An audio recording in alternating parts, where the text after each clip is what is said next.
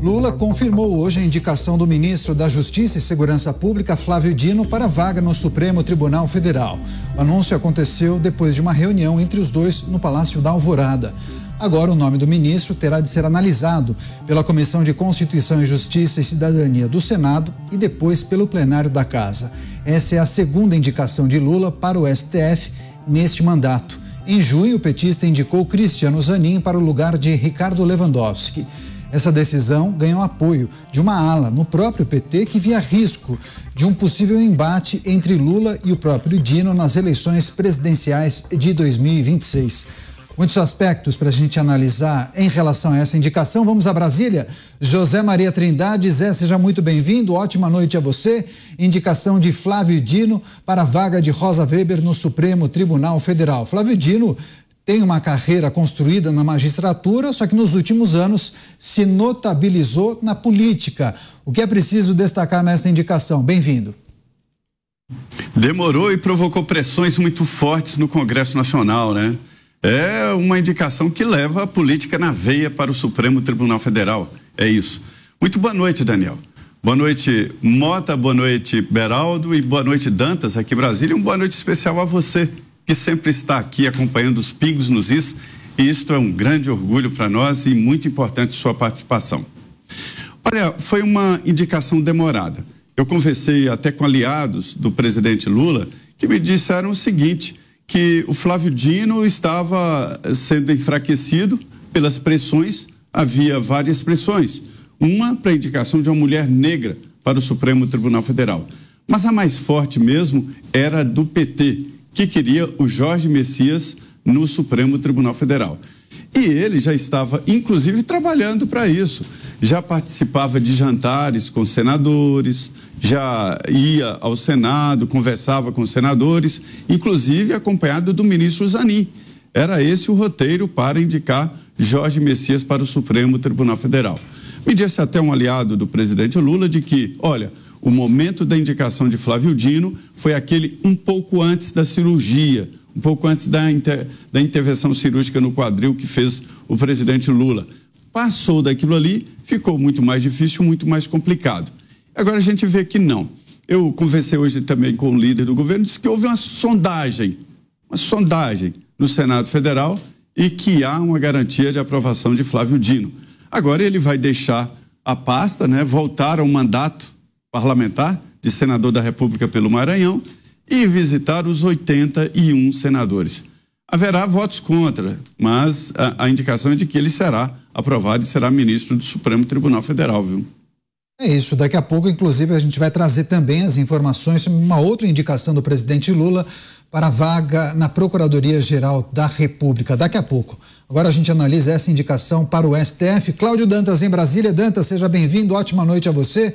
Uma indicação que você já tinha adiantado, inclusive, né? Quais aspectos a gente precisa levar em consideração e destacar para a nossa audiência? Boa semana. Muito boa noite, Daniel, boa noite, Zé Maria, boa noite, Beraldo, Mota e toda a nossa audiência. Essa é a do Gonê também, viu, Daniel? Olha, são indicações que naturalmente provocaram aí a ira dos bolsonaristas, que prometem reagir, prometem uma sabatina dura, mas que não tem votos suficientes para barrar.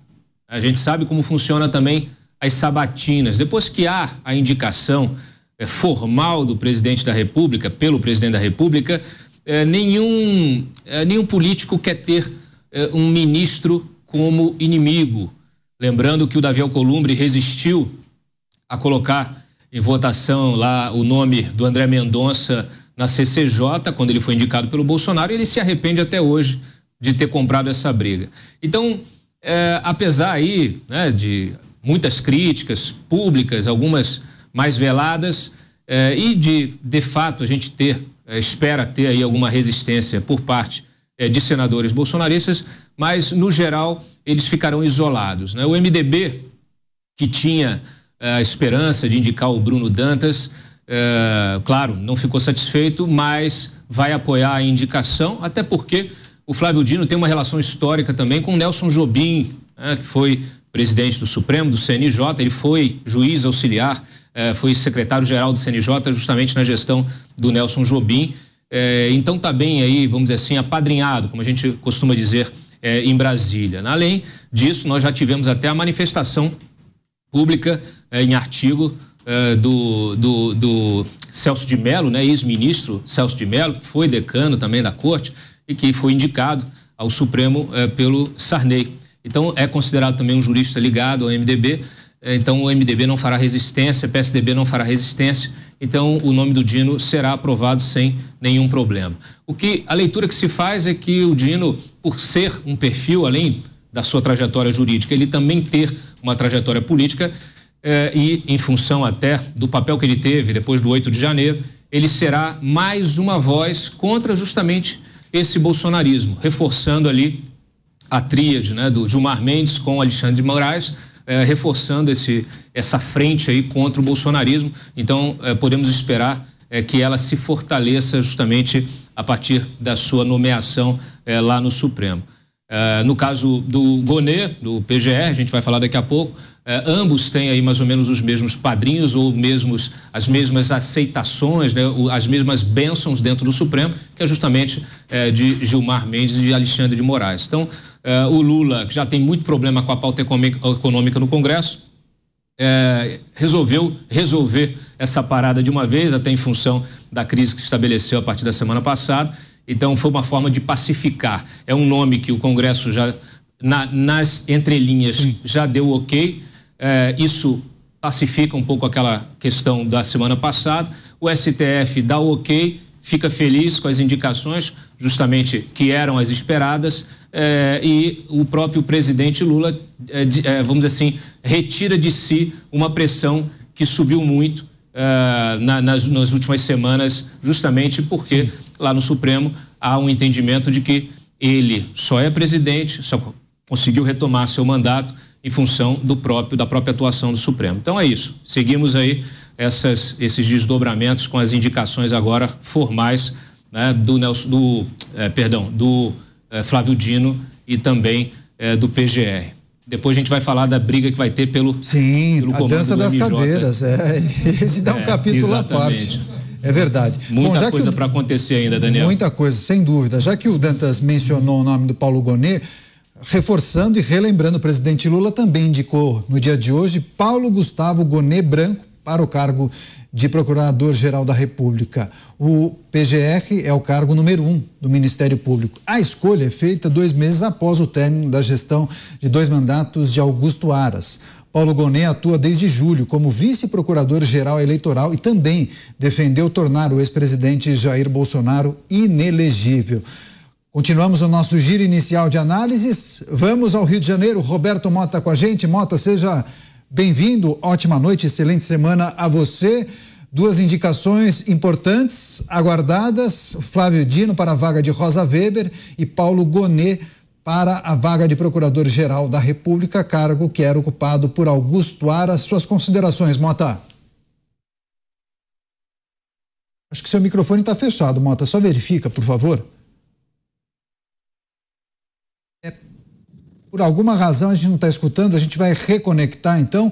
Enquanto a gente acerta o áudio do Roberto Mota, vamos chamar o Cristiano Beraldo com a gente. Beraldo, seja bem-vindo, boa noite a você. Também quero pedir sua análise sobre essas indicações do presidente Lula, Flávio Dino e Paulo Gonê. Vaga no STF e Procuradoria-Geral da República, respectivamente. Boa noite, Caniato. Boa noite, Mota, Dantas, Zé Maria. Boa noite à nossa querida audiência que nos prestigia todas as noites aqui nos Pingos nos Is. Bom, aconteceu o que era previsto, né? A indicação do atual ministro da Justiça, Flávio Dino, uma pessoa muito ligada a Lula, atende a uma agenda, de uma certa forma, pessoal de Lula, mas também agrada ministros da Corte.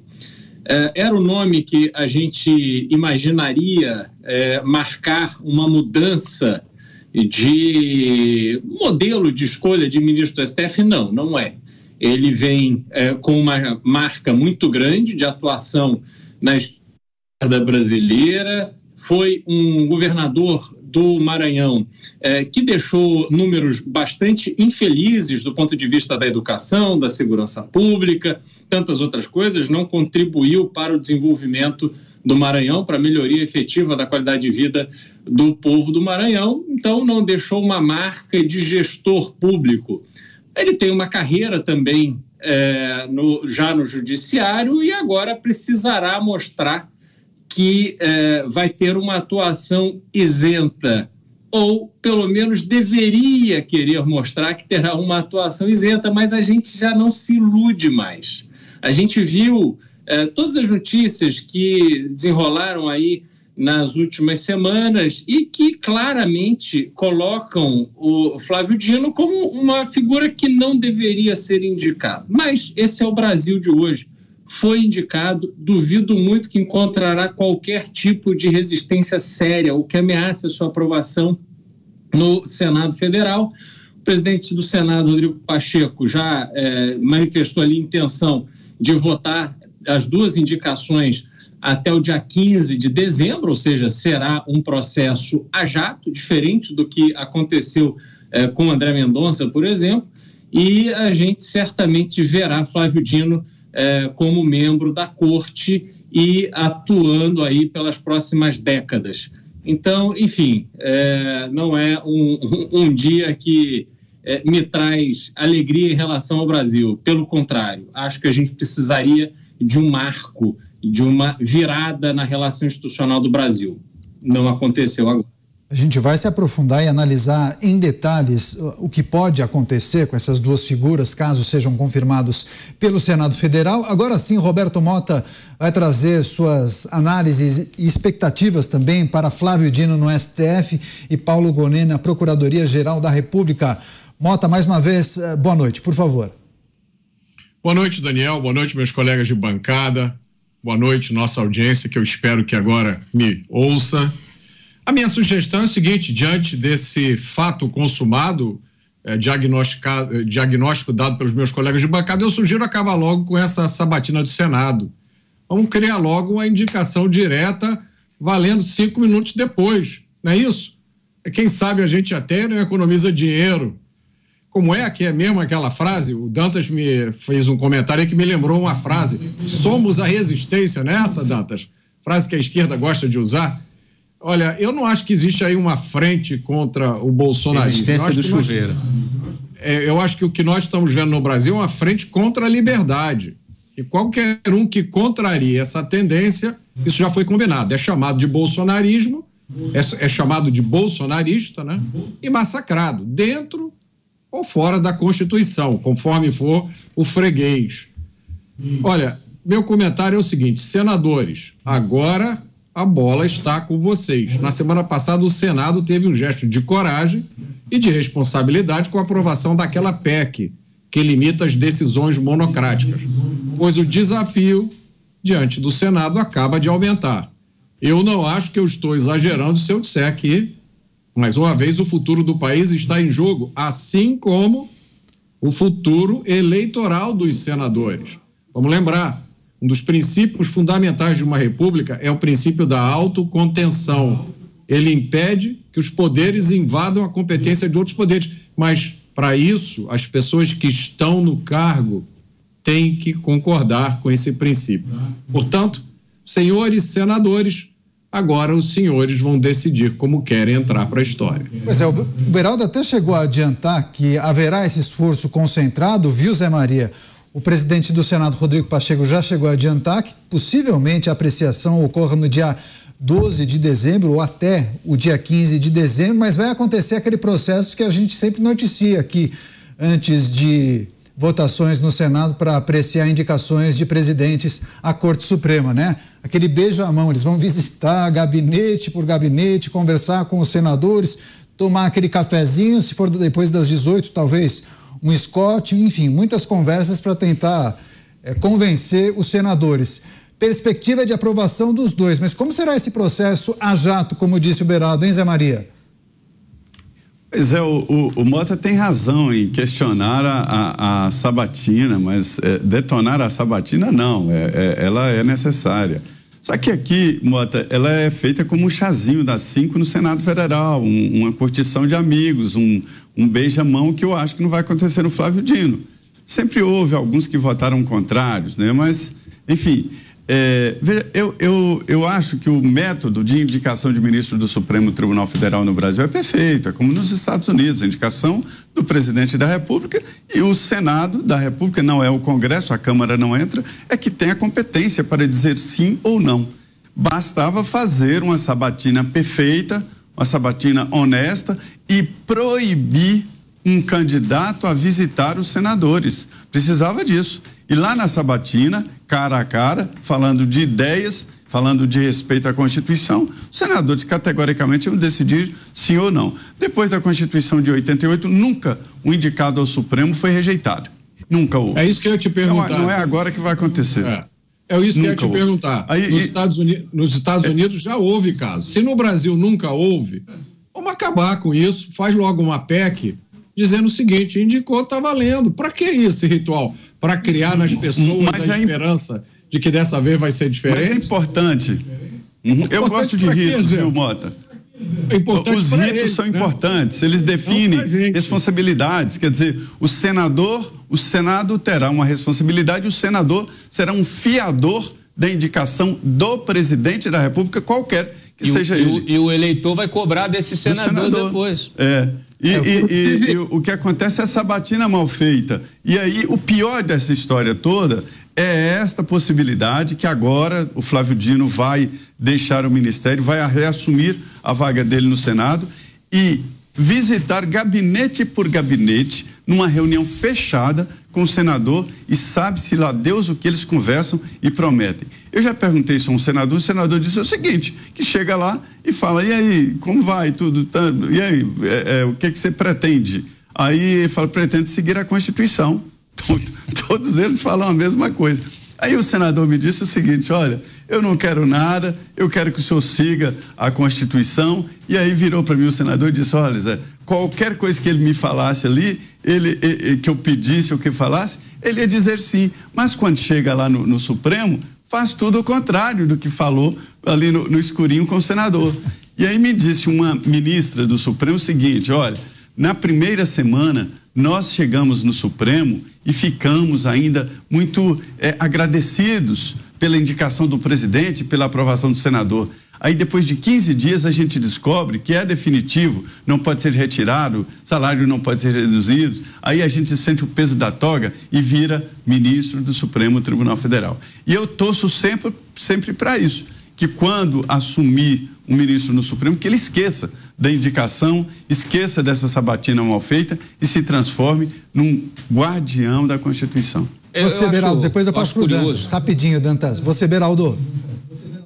É tudo no deveria, né, Zé? É como a gente imagina, foi planejado para isso. As leis foram feitas, a Constituição foi escrita imaginando isso. Mas você sabe quem que é a Ana Paula Lobato? Quem da nossa audiência sabe que é a Ana Paula Lobato? Vice-prefeita de uma cidade lá do Maranhão, que assumiu o Senado Federal porque Flávio Dino, depois de eleito senador, se tornou ministro de Lula. Agora ele... E por muito tempo, o mandato todo, né? Todo. Ana Paula Lobato, que ninguém sabe quem é, fora a população, provavelmente, da pequena cidade onde ela era viva. Então, assim, realmente fica muito difícil você imaginar que haverá algum tipo de consequência para essa sabatina de faz de conta. O beijamão é o beijamão do acordo. Olha, eu tenho lá um problema no Supremo, meu amigo tem um problema, o sujeito que me apoiou na campanha tem um problema, precisamos resolver esse problema. Como é que o senhor acha que o senhor pode resolver esse problema? O senhor pode ajudar? Então tá bom, então o senhor tem meu apoio. Ora, quantos políticos nós assistimos hoje, agora, nesse curto período aqui de menos de um ano, terem seus problemas resolvidos no Supremo Tribunal Federal por causa de um contexto político? Gente que ficou enrolada aí um tempão, agora de repente se enrola. Então fica esse faz de conta, a sabatina que deveria ser realmente para que o candidato mostrasse o seu notório saber jurídico, mostrasse a sua reputação ilibada. Nada mais é que uma encenação, enquanto o acordo de verdade é costurado longe dos olhos da população. E na hora da eleição, alguém lembra? se o senador votou assim, votou assado, as pessoas vão lá e elegem que na hora, na circunstância, nem sabem dizer o que um senador faz. Aliás, tem um vídeo, ficou muito famoso, de uma das cantoras mais famosas do Brasil, assumindo que não sabe a diferença do papel de um senador e de um vereador. Então, esse é o Brasil, entendeu? Não tem como dar certo. Dantas, você, indicação de Paulo Gonet e também o processo para conseguir convencer os senadores. Olha só, desde sempre, desde o início desse governo, a gente tem a sensação de que é um governo sob concessão, tá certo? O ministro decano Gilmar Mendes fez questão de dizer isso publicamente há vários dias, né? Inclusive as aspas dele se hoje nós temos a eleição do presidente Lula, isso se deveu a uma decisão do Supremo Tribunal Federal. Então está muito claro, as cartas estão todas na mesa. Foi feita uma concessão para reabilitação e eleição. Então, quando a gente vê, né, você tem o Gonet também tem uma trajetória, uma história com o próprio ministro, foi sócio dele, algo assim, mas tem a sua carreira também, tem o seu notório saber jurídico, tem uma longa carreira no Ministério Público, ele também tem a sua autonomia. Mas nada acontece na política sem a política, sem você pedir a bênção, sem você prometer algo. É um processo político. Então, assim, eu acho que a gente precisa entender, primeiro o seguinte, né? Você tem um ministro do Supremo e um PGR indicados pelo atual presidente. Então, assim, é normal que a oposição não goste, como também boa parte do PT não gostou quando foi indicado lá o André Mendonça e o Cássio Nunes Marques, embora o Cássio Nunes Marques tenha sido uma composição com apoio de MDB, de PP, né? Para a sua indicação a ministro. É tudo uma negociação. Os agentes políticos e as autoridades que assumem cargos institucionais em função do poder decorrente, né, dessas articulações, vão fazendo, eles têm naturalmente a possibilidade de fazer o trabalho com autonomia, sem ser cobrado, né, ou sem querer ser cobrado por nada depois, e fica por isso mesmo. Agora, os agentes políticos sempre vão estar buscando alguma coisa, né? Assim como os agentes econômicos. Nós já tivemos beijamão de ministro que passou também por uma articulação de empresários, né? Então, assim, o problema não é esse. O problema é a pessoa, quando assume o mandato, ela realmente se apegar à proteção da Constituição. O ministro Flávio Dino, ele tem um perfil que ele é um perfil mais, vamos dizer assim, mais para a linha ali do Gilmar Mendes, né? Falar publicamente.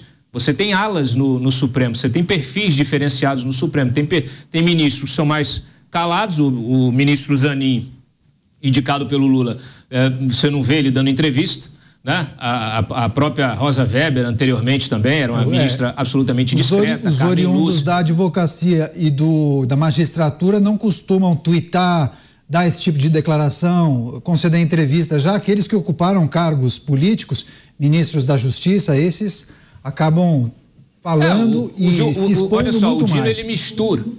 O Daniel, o Dino, ele mistura esses dois perfis. Exatamente. Ele é oriundo da magistratura, mas também tem o seu pé na política, né? Foi deputado, foi senador, governador. Então, ele tem um perfil mais, vamos dizer assim, midiático, né? Mais midiático. O que eu acho, pessoalmente, é que nós estamos vivendo um período em que há uma série de confusões institucionais.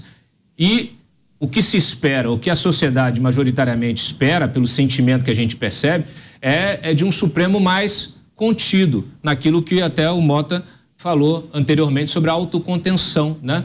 Então, eu acho que a indicação do Flávio Dino, ela não vai nesse sentido da autocontenção. A gente muito provavelmente vai ver um ministro que vai se manifestar, que vai dar entrevista, que vai dar pitaco, né, na política que vai falar, como acontece com alguns outros ministros. Então isso vai reforçar. Será um ministro com a política na veia. Mas só para ter uma ideia geral, Mota, o quadro geral de indicações de ministros aqui, o que teve mais votos contrários foi o último, né? Foi o André Mendonça, com 32 votos contrários. Penúltimo, né? Houve ali um trabalho contra ele e tal, ele teve 32 votos contrários. Em segundo lugar foi o Edson Fachin, porque ele tinha dado uma declaração a favor da ex-presidente Dilma, né? E ele teve 27 votos contrários.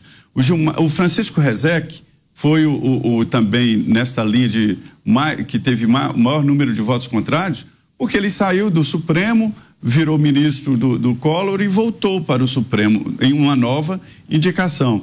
E o Gilmar Mendes com 15 e Rosa Weber com 14. Então, o máximo de votos contrários vem do André Mendonça, de 32 votos. E o André Mendonça fez um trabalho muito bem feito.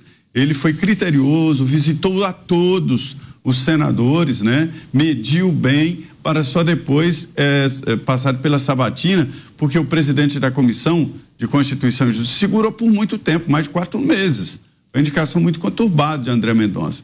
Então, assim, o Senado tem aprovado, mas tem mandado mensagens.